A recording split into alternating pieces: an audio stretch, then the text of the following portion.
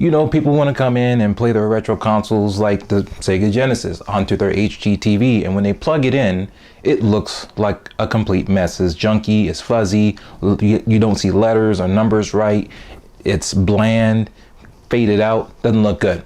Well, today I'm gonna go ahead and show you how to make this look really good using the OSSC. What's going on, everybody? My name is JD. Welcome back to the channel. If you're new here, go ahead and hit that subscribe button below so you can follow this channel when we make new videos. Hit that notification bell as well so you are notified when the next video is available. Today I got my Sega Genesis hooked up to the television using an RF cable. It looks like junk. Yeah, you can see some color, and probably from a distance you can tell it looks okay, but if you're trying to play this game, it looks rough. I want to talk a little bit about the OSSC, or the Open Source Scan Converter.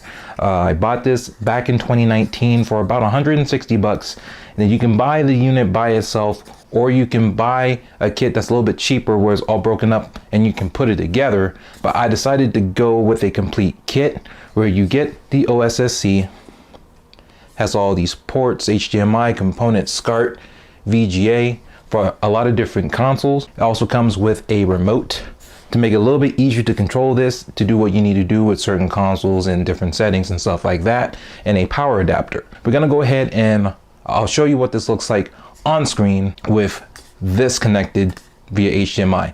The Open Source Scan Converter can do multiple things. It will take a image from the retro console, like the Sega Genesis, which has a resolution of 240p, and then it will actually not necessarily upscale, but it will take the lines that's in that resolution and blow it up by 2 times, which is 480p, 3 times, 4 times, which I believe at that point is 1080p or close to it, and a little bit higher than 1080p at 5 times. So this device can go much higher than 1080, but it can cause some compatibility issues either with your TV or your capture device or what have you. As I mentioned before, this, when I bought it last year, is about 160 bucks. It comes with a lot of different inputs for a lot of different devices. So for example, you have the VGA, which is good for Dreamcast. You have component, green, red, and blue for stuff like the original Xbox, the Wii, maybe even the GameCube. You have Scart, which is what we're going to be using today for the Sega Genesis. By the way, you're gonna need to get a Scart cable for said system. So for me, I have Scart cables for the Genesis as well as for the Super Nintendo, and I actually believe I have Scart for the Sega Saturn as well. But these cables I've had for a while. Used them with older converters, which didn't do a very good job, but this does a very good job. And so if you come over here, this is how it comes out. You can do input with audio and output with audio along with the HDMI out. And that's what we're going to be using, so you can see on screen versus the off screen RF. Let's go ahead, hook this thing up. We will move on to the next scene. We went ahead and connected the Genesis to the OSSC.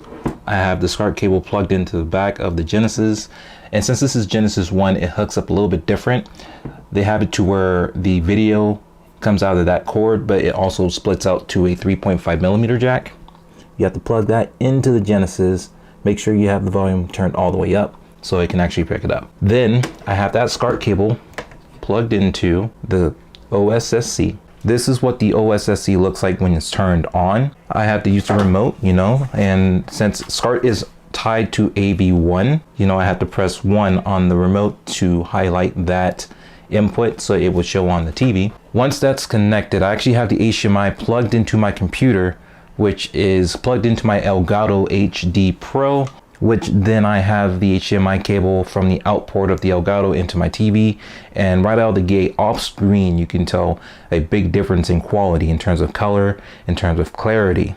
Obviously graphics won't be upgraded. That's not what this is about. This is about being able to play your retro games in the best quality possible. Now I'm going to show you some in-game footage so you can see for yourself.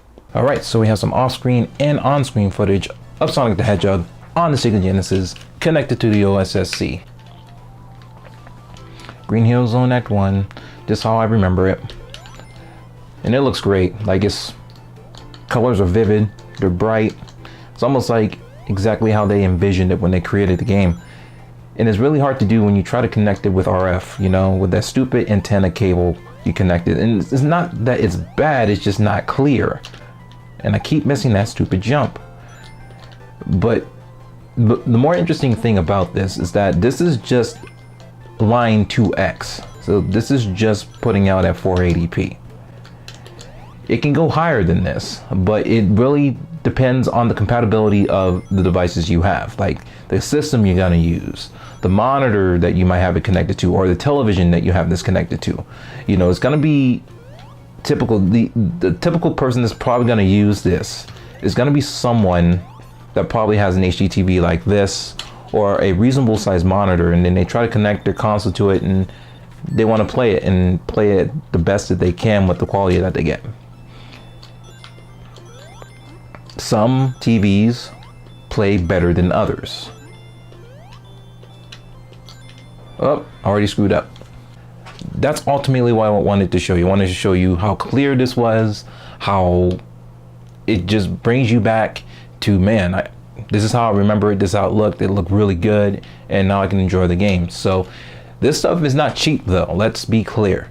The OSSC can range from 120 to 160 bucks depending on what setup you want, whether you want the device complete and this all done with the remote and the power adapter, or you want to build it yourself with the kit that they provide. You still need to get Scart cables or whatever cables you need for said system to connect to the OSSC to make it all work out. So this is not cheap, and there are other alternatives that you can get. There are those cheaper adapters that you can purchase that would, you get a very close result, but you might introduce lag into it.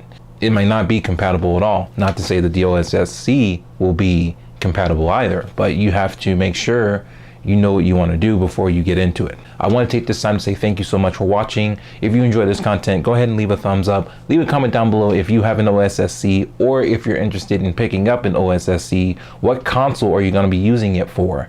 Leave those comments down below. Thank you for watching, and I'll talk to all of y'all later. Peace.